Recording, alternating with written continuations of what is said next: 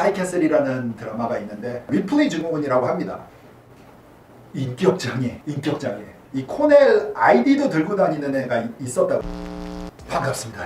예전에 한 2, 3년 된 것 같아요. 근데 완전 한국에서 뉴스에 크게 났던 사건이 있습니다. 김정윤이라는 사람이 하버드와 스탠포드에 2년씩 단위 조건으로 동시에 합격을 해서 무슨 MBC, KBS, SBS 뭐 이렇게 공중파 방송에서 뉴스에서 다 다뤘던 적이 있는데 한 1, 2개월 후에 그게 사실이 아니다, 허위다, 뭐 하버드와 스탠포드에 조인을 해서 2년 다니는 프로그램이 세상에 어딨냐라고 사람들이 막 조사를 하다 보니까 나중에 다 뻥이다 이래가지고 나와서 사건이 난리가 난 적이 한번 있습니다. 근데 지금 여러분들이 이 비디오를 보시는 대학교 재학생들 가운데는 내 주변에도 그런 애 한둘은 있다 이런 생각이 들 겁니다. 사실 그런 얘기가 왜 나왔냐면 요즘에 한국에서 하는 드라마 중에 스카이캐슬이라는 드라마가 있는데 솔직히 제가 한 번도 보지 않아서 오늘 이 비디오를 찍는데 우리 선생님들이 조사를 좀 많이 해서 스크립트를 적어줬습니다. 근데 오늘의 비디오는 과대망상증 비슷하게 이런 일들이 있는지 도대체 이런 거 왜 생기는지에 대해서 편안하게 설명을 한번 해드리고 스카이캐슬에서 나오는 주인공에 대해서 얘기를 해보겠습니다. 시작합니다.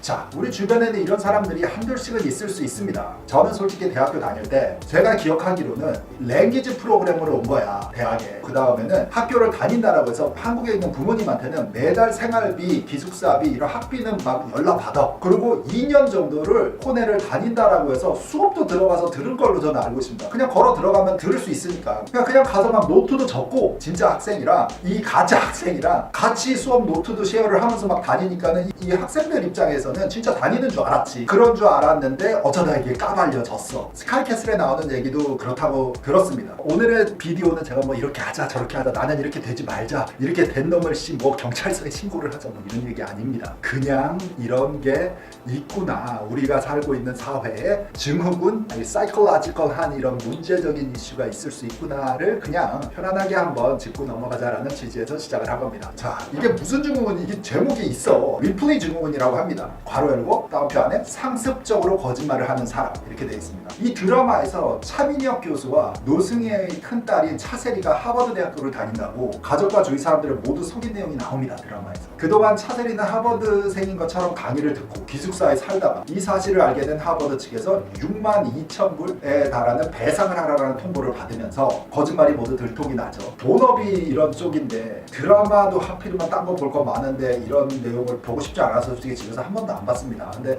대충 소문은 들었어. 요즘 뭐 어디를 가도 자꾸 이런 얘기고 사람들이 나를 만나면 내가 이런 학원과 또 이런 미국 유학들을 막 하고 있으니까 자꾸 물어봅니다. 사실 한 번도 본 적이 없어 드라마를. 그래서 잘 모르지만 뭐 그런 너무 이슈가 되니까 저도 한번 찾아봤다는 거죠. 자, 계속 연결해서 한번 설명을 해볼게요. 이 리플리라는 이름이 어디서 나왔냐를 보니까는 Talented Miss Ripley라는 미국의 범죄 소설에서 유래가 된 겁니다. 이 증후군은 현실 세계를 부정하고 허구의 세계만을 진실로 믿으면서 상습적으로 거짓말을 하고 그런 거짓 행동을 일삼는 반사회적인 인격 장애입니다.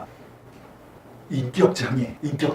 보통은 현실의 자신보다 환상 세계에 있는 가짜 허구 세계에 있는 자신이 훨씬 우월한 가짜의 모습을 꾸며내는 경우가 많다. 그래서 그 허구 세계를 믿고 싶은 건가? 그래서 아까 처음에 말씀드린 2015년에도 누가 하버드와 스탠포드 2년씩 합격을 했다라고 해서 완전히 이거는 근데 9시 대한민국 뉴스에서 대단한 한국의 인재라고 뉴스를 때렸는데 나중에 알고 보니까는 다 망한 거죠. 도대체 왜 이러는 거야? 안타깝습니다. 학벌이 밥 먹여주지는 않습니다. 사실 인생이 그냥 끝장날 것 같아. 나는 막 대박 났어 이럴 것 같지만 그것이 그냥 진짜 절대적인 끝은 아니요. 울티메트 솔루션은 아니라는 겁니다. 이게 무슨 뭐 이것만 하면은 막 그 다음부터는 막 숨만 쉬고 살면 돼. 인생이 막 다 보장이 돼. 이런 건 아니거든, 학벌이라는 것이. 그런데 또 다른 한 곳에서는 우리가 그런 거 다 알아.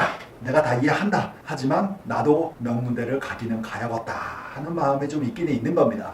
이 사람을 돌아버리게 만드는 거지. 우리가 얼마나 학벌과 브랜드와 이런 쪽에 조금 너무 심하게 압박감을 느끼고 있는가를 보여주는 딱한 현실이 아닐 수 없습니다. 하지만 엄마 아빠가 서울에 있고 유학만 떠나가 있는 학생들 입장에서는 좋은 대학을 가고 싶은 거는 120% 이해를 하고 당연한 상황입니다. 하지만 그 압박이 쌓여서 과대망상증으로 변할 정도까지 우리가 가면은 훨씬 더 큰 문제가 초래된다는 것도 한번 짚고 넘어가야 되는 상황이 아닌가 싶어서 오늘은 우리가 항상 제가 종종 얘기하지만 일주일에 한두 번 정도는 화장실에서 오! 하면서 볼 수 있는 편안한 비디오인 차원에서 제가 좀 오늘 소재를 찾아봤고요. 자, 여러분 오늘은 여기까지 하고 다음 시간에도 재밌는 주제, 진지한 주제도 찾아오면서 여러분들과 인사를 또 하도록 하겠습니다. 여기까지 도움이 되셨으면 좋아요도 눌러주시고요. 저는 다음 시간에 뵙겠습니다. 여러분들 좋은 하루 되시고 화이팅 하십시오. 갑니다.